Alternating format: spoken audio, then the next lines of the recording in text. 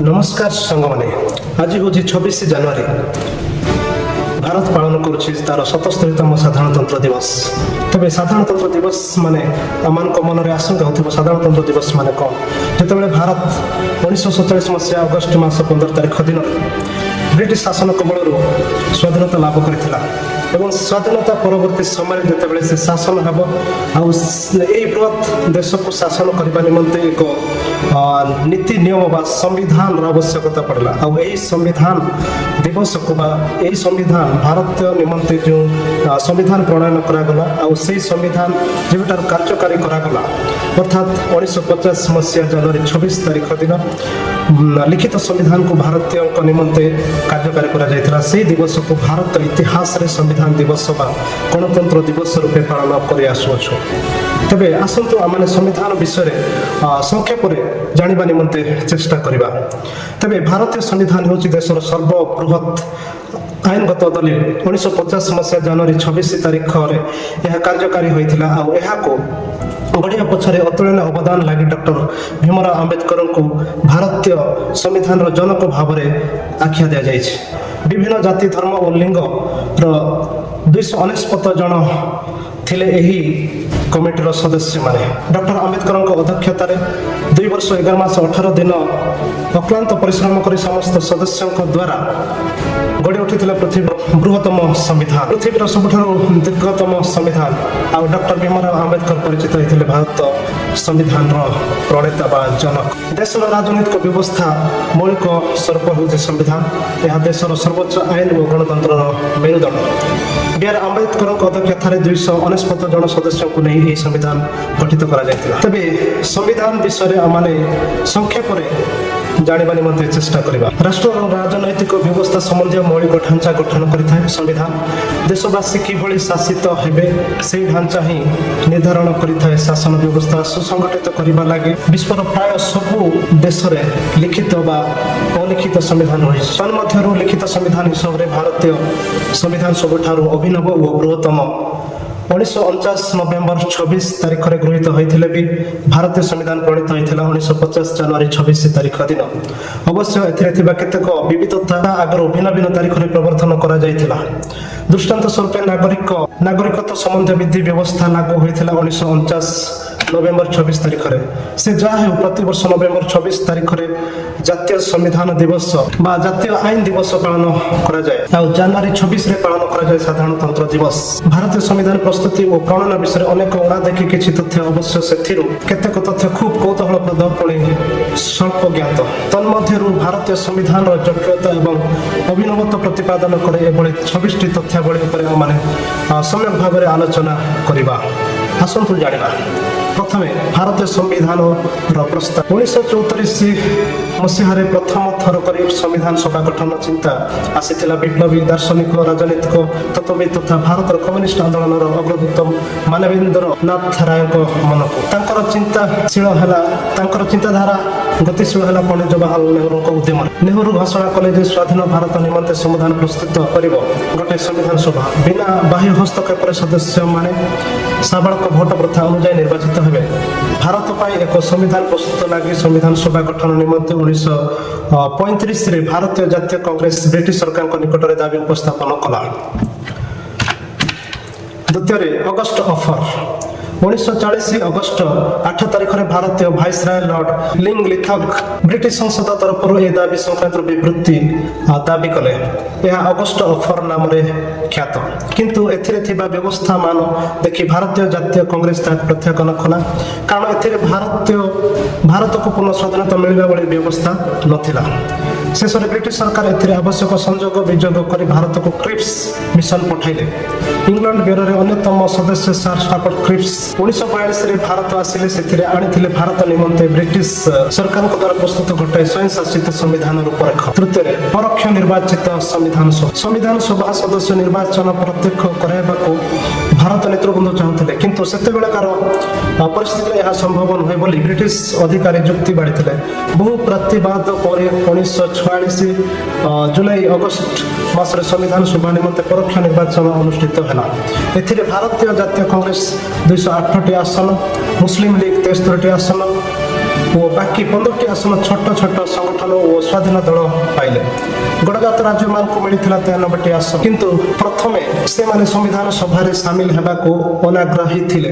ସେ ଯାହା ହେଉ 1947 ଅଗଷ୍ଟ ବେଳକୁ ପ୍ରାୟ ସବୁ ରାଜ୍ୟ ସମ୍ବିଧାନ ସଭାକୁ ସେମାନଙ୍କ ପ୍ରତିନିଧିମାନଙ୍କୁ ପ୍ରେରଣ କରିଥିଲେ, କିନ୍ତୁ ଦେଶ ବିଭାଜନ ଯୋଗୁଁ ସମ୍ବିଧାନ ସଭା ସଦସ୍ୟ ସଂଖ୍ୟା 299କୁ ହ୍ରାସ ପାଇଥିଲା। ଏଥିରେ ଯୋଡ଼ା ଯାଇଥିଲା 60 ଦେଶର ସମ୍ବିଧାନ। ଭାରତୀୟ ସମ୍ବିଧାନର ମୁଖ୍ୟ ବିଧାନୀ ଭାବେ ଡକ୍ଟର ଭୀମରାଓ ଆମ୍ବେଦକର 60ଟି ଦେଶର ସମ୍ବିଧାନକୁ ତନଖି ପରଖି ଶେଷରେ ଭାରତୀୟ ସମ୍ବିଧାନ ପ୍ରସ୍ତୁତ କରିଥିଲେ। ଏଥିପାଇଁ ସେ ପ୍ରାୟ 7ଟି ଦେଶର ସମ୍ବିଧାନକୁ ଅଧ୍ୟୟନ କରି ବିଭିନ୍ନ ବିଭାଗର ଅନୁଶୀଳନ ଏହାପରେ ଭାରତ ପାଇଁ ଏକ ନୂତନ ଢାଞ୍ଚା ପ୍ରସ୍ତୁତ କରିଥିଲେ। ଭାରତୀୟ ସମ୍ବିଧାନ ଉଧାରି ହେଲେ ମଧ୍ୟ ଅଭିନବ। ବ୍ରିଟେନ, ଯୁକ୍ତରାଷ୍ଟ୍ର ଆମେରିକା, ସୋଭିଏତ ସଂଘ, କାନାଡା, ଆୟାରଲାଣ୍ଡ, ଫ୍ରାନ୍ସ, ଜର୍ମାନୀ, ଦକ୍ଷିଣ ଆଫ୍ରିକା ଓ ଜାପାନ ଆଦି ଦେଶର ସମ୍ବିଧାନରୁ ନୀତି ନିୟମ ଉଦ୍ଧୃତ କରାଯାଇ ସନ୍ନିବେଶିତ କରାଯାଇଥିବାରୁ ଭାରତୀୟ ସମ୍ବିଧାନକୁ ଉଧାରି ବାକ୍ସ କୁହାଯାଏ।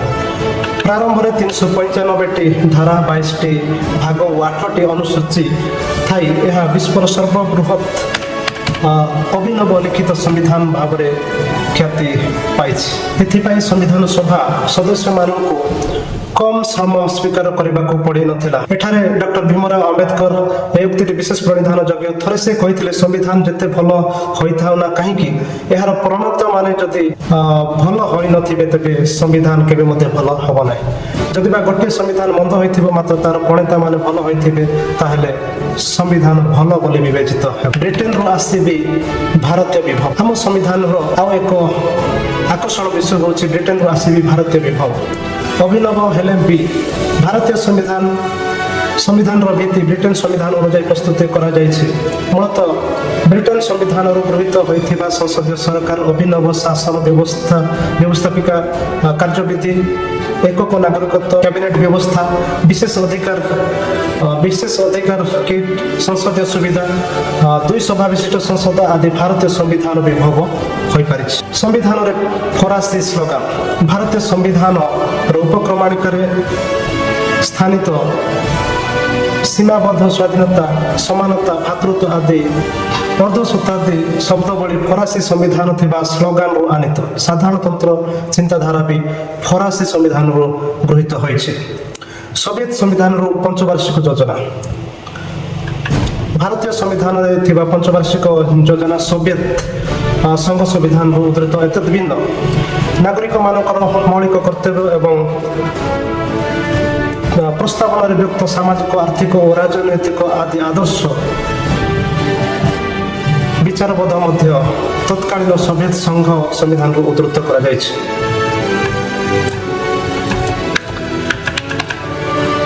ଆମେରିକୀୟ ସମ୍ବିଧାନ ପ୍ରସ୍ତାବନା।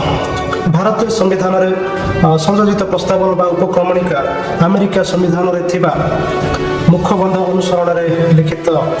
ସେମିତି ରାଷ୍ଟ୍ରପତିଙ୍କ ବହିଷ୍କରଣ, ରାଷ୍ଟ୍ରପତି ଓ ଉପରାଷ୍ଟ୍ରପତିଙ୍କ କାର୍ଯ୍ୟଧାରା, ମୌଳିକ ଅଧିକାର, ନ୍ୟାୟିକ ସମୀକ୍ଷା, ସ୍ୱାଧୀନ ବିଚାର ବ୍ୟବସ୍ଥା ଆଦି ବି ଯୁକ୍ତରାଷ୍ଟ୍ର ଆମେରିକା ସମ୍ବିଧାନରୁ ଉଦ୍ଧୃତ କରାଯାଇଛି। ପରେ କାନାଡା ଯୋଗୁଁ କେନ୍ଦ୍ର ବଳିଆ। କାନାଡା ସମ୍ବିଧାନରୁ ଗୃହୀତ ସେଣ୍ଟ୍ରିଫୁଗାଲ ଫେଡେରାଲିଜିମ୍ ବ୍ୟବସ୍ଥା ଯୋଗୁଁ ଭାରତରେ ସଂଘୀୟ ବ୍ୟବସ୍ଥା ପ୍ରଚଳିତ। କେନ୍ଦ୍ର ସରକାର ରାଜ୍ୟ ସରକାରଙ୍କ ଅପେକ୍ଷା କ୍ଷମତାଶାଳୀ ହୋଇପାରିଛି। ତେଣୁ ସମ୍ବିଧାନରେ ଉଲ୍ଲେଖ ନଥିବା ଅନେକ କ୍ଷମତା କେବଳ କେନ୍ଦ୍ର ସରକାରଙ୍କ ଠାରେ ନିହିତ ରହିଛି। କେନ୍ଦ୍ର ସରକାର ରାଜ୍ୟମାନଙ୍କରେ ରାଜ୍ୟପାଳ ନିଯୁକ୍ତି କରନ୍ତି। କୌଣସି ସମସ୍ୟା ସଂକ୍ରାନ୍ତରେ ସୁପ୍ରିମକୋର୍ଟ କେନ୍ଦ୍ର ସରକାରଙ୍କୁ ପରାମର୍ଶ ମଧ୍ୟ ଦିଅନ୍ତି। ଆୟାରଲାଣ୍ଡ ସମ୍ବିଧାନରେ ରାଷ୍ଟ୍ରପତି ନିର୍ବାଚନ ପଦ୍ଧତିକୁ ଆୟାରଲାଣ୍ଡ ସମ୍ବିଧାନରୁ ଉଦ୍ଧୃତ କରାଯାଇଛି। ୱାଲମା ସମ୍ବିଧାନ ଯୋଗୁଁ ମୌଳିକ ଅଧିକାର ରୋଧ। ଜରୁରୀକାଳୀନ ପରିସ୍ଥିତି ବେଳେ ରଦ୍ଦ କରାଯାଇଥିବା ମୌଳିକ ଅଧିକାର ଚିନ୍ତାଧାରା ଜର୍ମାନୀର ବାଲମା ସମ୍ବିଧାନରୁ ଉଦ୍ଧୃତ କରାଯାଇଛି। ଦକ୍ଷିଣ ଆଫ୍ରିକା ସମ୍ବିଧାନ ସଂଶୋଧନ ପ୍ରଣୟନ ବ୍ୟବସ୍ଥା ମଧ୍ୟ ଉଦ୍ଧୃତ କରାଯାଇଛି। ଆଉ ଭାରତୀୟ ସମ୍ବିଧାନକୁ ଲେଖିବାକୁ ଲାଗିଲା 3 ବର୍ଷ। 1946 ଡିସେମ୍ବର 9 ତାରିଖରେ ପ୍ରଥମେ ବସିଥିବା ସମ୍ବିଧାନ ସଭା ଠିକ୍ 2 ବର୍ଷ 11 ମାସ 18 ଦିନ ଲାଗିପଡ଼ି ସମ୍ବିଧାନ ନିମନ୍ତେ ଚୂଡ଼ାନ୍ତ ଚିଠା ଲେଖିଥିଲେ। ସମ୍ବିଧାନ ଚିଠା ଚୂଡ଼ାନ୍ତ ରୂପ ହେବା ଆଗରୁ 2000ରୁ ଅଧିକ ଥର ପରିମାର୍ଜିତ ହୋଇଥିଲା। ତାପରେ ଏହା ଉପରେ ବିତର୍କ ଓ ଆଲୋଚନା ହୋଇଥିଲା। ଏଥିପାଇଁ ସମ୍ବିଧାନ ସଭା ସମୁଦାୟ 11ଟି ଅଧିବେଶନ ଆୟୋଜନ କରିଥିଲା। प्रथम बैठक में सभापतित्व करते डॉक्टर सच्चिदानंद सिन्हा। प्रथम उद्बोधन देते जगत भीम भागवत दास कृपालीन। ये मन को प्रश्न आसे जे एत बड़ संविधान प्रस्तुति प्राय 3 वर्ष लगी बेले ए बाबत केते टंका खर्च होता निश्चिंत मान मन में प्रश्न उठुव। तेरे एपाई सर्वमोट 6.4 नियुक्त खर्च होता। देखा बसी संविधान सभा को देखा बसी 53,000 नागरिक। संविधान चिठा प्रस्तुति और वितर्क देखा लगे संविधान सभा दर्शन गैलेरी में उपस्थित रुते 53,000 अधिक नागरिक। प्राय समस्त समान अधिकार उपर गुरुत्वारोप करते। संविधान प्रणयन होगा भारतीय महिला माने मतदान अधिकार पाइले। आदि टाइप कि छापा हो ना बृहत काल होते भी संविधान हिंदी और इंग्राजी संस्करण टाइप कि छपा हो ना। दिल्ली में बसी प्रेम बिहारी रायजादा नाम जड़े व्यक्ति यहाँ इटालिक डाण पट को ढल सुंदर टेलीग्राफ आलंकारिक हस्ताक्षर लिखि 90,000 शब्द। हस्तलिखित एत बड़ संविधान विश्वर अन्य कौन देश में देखा मिले ना। डेराडून लिथोग्राफ करथिला सर्वे ऑफ इंडिया। एथिरे समुदाय 1,70,369 यही संविधान सबु पृष्ठार अलंकरण संविधान प्रति पृष्ठार भिन्न भिन्न अलंकरण करते बिहार राम मनोहर सिन्हा और नंदलाल बसु समेत शांति निकेतन बहु चित्रकार। ये सब चित्रावली सिंधु उपत्यकार मोहनजोदारो नहीं वैदिक युग गुप्त और मौर्य साम्राज्य मोगल युग और स्वाधीनता आंदोलन भली विभिन्न ऐतिहासिक घटना उपर आधारित। सेमिति संविधान प्रत्येक भाग आरंभ होता भारतीय जातीय इतिहास गोटे परिचय अथवा दृश्य चित्रण। संविधान प्रस्तावना बा उपक्रमणिका पृष्ठाटी अलंकरण करते बिहार राम मनोहर सिन्हा। जातीय संकेत अंकन करते नंदलाल शिष्य दीननाथन भार्गव। नागरिकों निमंते मौलिक अधिकार थिबारु भारतीय संविधान तृतीय भाग को कहुए माग्ना कार्टा। लैटिन भाषा आनीत ए शब्दद्वयर अर्थ अधिकार समूह।